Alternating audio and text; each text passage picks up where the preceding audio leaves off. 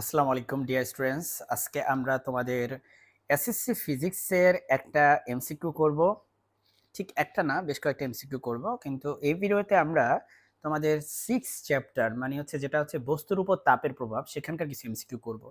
তো দেখতে পাচ্ছ কোশ্চেনটা হচ্ছে 25 ডিগ্রি সেলসিয়াস তাপমাত্রার পানি এবং 60 ডিগ্রি সেলসিয়াস তাপমাত্রার পানিতে মিশ্রিত করলে নিচের কোনটি ঘটবে?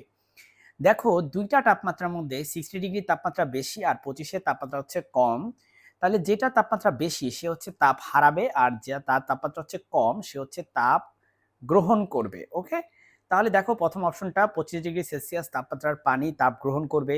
হ্যাঁ, ঠিকই তো আছে। কারণ 25 ডিগ্রি যেটা কম তাপমাত্রা সেটা তাপ গ্রহণ করে তার তাপমাত্রা বাড়াবে। আর 25 ডিগ্রি সেলসিয়াস তাপমাত্রা তাপ বর্জন করবে না, বর্জন করবে না। কারণ 25 ডিগ্রি সেলসিয়াস তাপমাত্রা ও তো অলরেডি তাপমাত্রা কম, তাই ও হচ্ছে উল্টা তাপ আরও গ্রহণ করবে। ঠিক আছে? তাহলে 60 ডিগ্রি সেলসিয়াস তাপমাত্রার পানি তাপ গ্রহণ করবে না, উল্টাও তাপ বর্জন করবে কারণ ওর তাপমাত্রা বেশি। উভয় প্রকার পানির তাপমাত্রা অপরিবর্তিত থাকবে। অপরিবর্তিত থাকার সুযোগ নেই যেহেতু দুইজনের তাপমাত্রাই হচ্ছে সমান না, একজনের 25 আরেকজনের 60। তার মানে একজনের বাড়বে আরেকজনের কমবে। তার মানে 60 ডিগ্রি সেলসিয়াস সে হচ্ছে তাপ বর্জন করবে আর 25 ডিগ্রি সেলসিয়াস সে তাপ হচ্ছে গ্রহণ করবে। দেখো তাহলে ক নাম্বার অপশনটা হচ্ছে হবে অ্যান্সার। কারণ 25 ডিগ্রি সেলসিয়াস তাপমাত্রার পানি হচ্ছে তাপ গ্রহণ করবে। Okay? My dear students, next question হচ্ছে কোন জোড়া বস্তুর তাপমাত্রিক ধর্ম? তাপমাত্রিক ধর্ম বলতে হচ্ছে বস্তুর এমন ধর্ম যেই ধর্ম দিয়ে আমরা বস্তুর তাপমাত্রা নির্ণয় করে থাকি। বুঝতে পারলা? তাপমাত্রা পরিমাপের জন্য কোনো বস্তুর তাপমাত্রা পরিমাপের জন্য আমরা ওই বস্তুর কিছু কিছু ধর্মের সাহায্য নিয়ে থাকি। আয়তনের সাহায্য নেই আমরা, কিন্তু বলের আমরা সাহায্য কিন্তু নেই না। চাপ এবং ঘনত্ব, হ্যাঁ, চাপ এবং ঘনত্ব দুইটারই আমরা সাহায্য নেই। রোধ এবং ভর, না, রোধের সাহায্য ঠিকই নেই কিন্তু ভরের সাহায্য আমরা নেই না।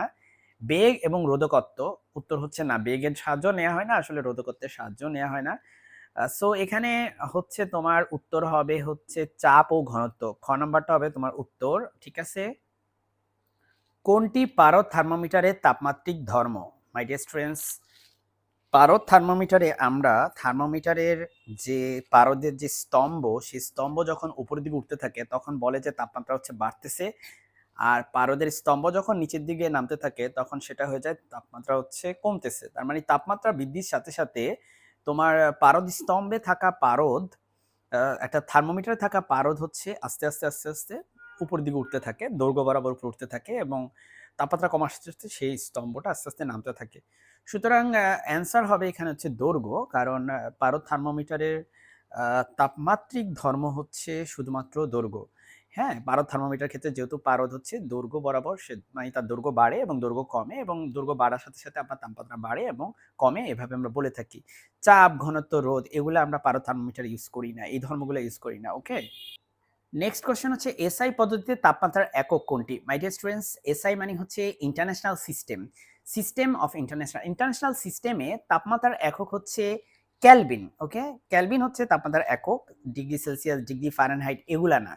এগুলা তাপমাত্রার একক কিন্তু আন্তর্জাতিক একক না, ইন্টারন্যাশনাল একক না। ওকে? এটা মাথায় রাখবা।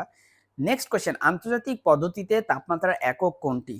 এই যে একটু আগে উত্তর দিলাম সেটা হচ্ছে কেলভিন, সুতরাং এটা উত্তর হবে কেলভিন। তুমি যদি একটু খেয়াল করো এই সবগুলো প্রশ্ন আসলে বোর্ড প্রশ্ন, হ্যাঁ, খুব ইম্পর্টেন্ট প্রশ্ন, বোর্ড প্রশ্ন কিন্তু সহজ।